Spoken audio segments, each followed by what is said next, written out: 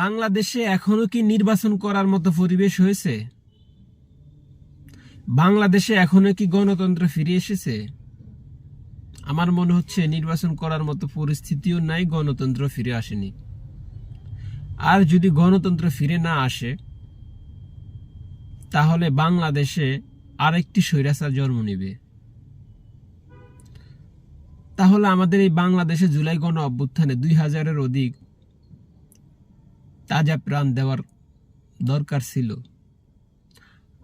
আমাদের মধ্যে 2000 তাজা প্রাণ কি জন্য গিয়েছে?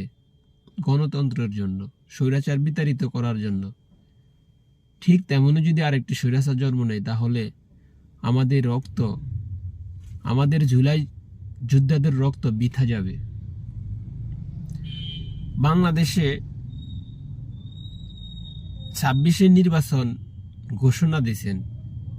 মনে হচ্ছে বাংলাদেশে এখনো নির্বাচন করার মতো পরিস্থিতি হয়ে ওঠেনি।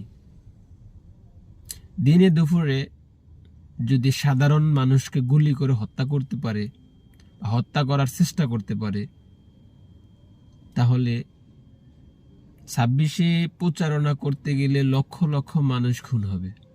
এই দায়ভার কে নেবে?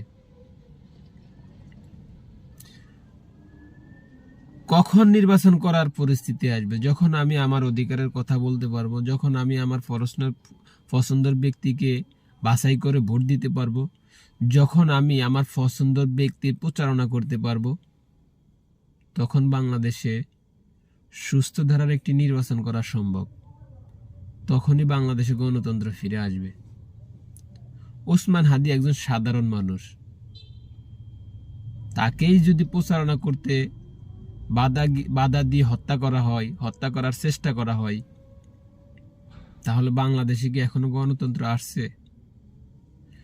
মনে হচ্ছে বাংলাদেশে আরেকটি স্বৈরাচার জন্ম নেওয়ার পায়তারা শুরু হয়ে গেছে।